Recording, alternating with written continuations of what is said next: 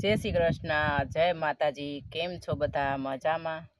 तो आपणे छे ने चानो टाइम थई गयो छे। एक कोर आपणो चा पाके छे अने एक कोर आपणे आजे चा नथी पीवानो अने आजे खाली आपणे पपैયું खावानुं छे। એટલે ચા પીવાનો છે પણ મારે નહીં, અમારા જીગરજીને અને બીજા ભાઈને એને બેને ચા પીવાનો છે ને આપણે તો સ્પેશિયલ જો તરબૂચ શું આપણે તો સ્પેશિયલ છે ને પપૈયું ખાવાનું છે અને એટલું મીઠું છે ને તે એમ થાય આપણે બપોરે કાંઈ ખાવું જ નથી, ખાલી પપૈયું જ ખાવું છે. એટલે આપણે છે ને જો પપૈયું ખાવાનું ચાલુ કરી દીધું છે. ચા પાણીવાળા ચા પીએ અને આપણે પપૈયું ખાશું. વધે તે પાછું આપણે રોંઢે ખાઈ જશું. અને તમારે લોકોને કોઈને પપૈયું ખાવું હોય ને તો આપણી વાડીએ પપૈયા છે. તો કે હવે ઉનાળો આવી ગયો છે એટલે પપૈયા પણ હવે પૂરા થવા માંડ્યા છે, પણ તો એ ક્યારેક ઉતરે રાખે.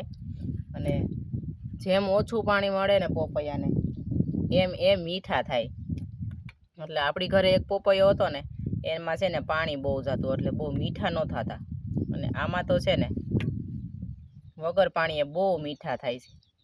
એટલે જો કે ગમે એ વસ્તુ આંબા હોય કે ગમે એ વસ્તુ હોય, જેમ ઓછું પાણી મળે ને એમ વસ્તુ બધી છે ને ફળ એમ મીઠા થાય, અને પાણી જેમ મળે ને એમ મોરા થતા જાય.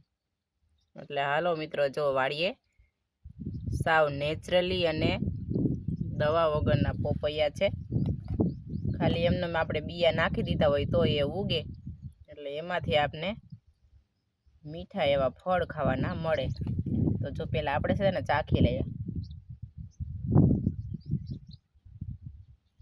અરે વાહ, બહુ મીઠું છે.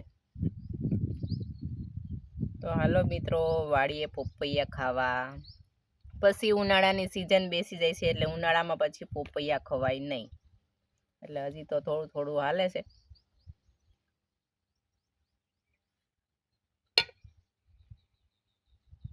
બહુ જ મીઠા છે પપૈયા.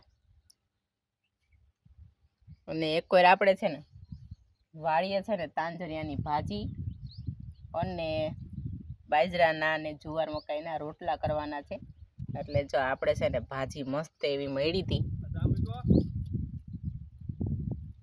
હાથ પાકી ગયો, દિનેશ કાકાને હાથ કરો.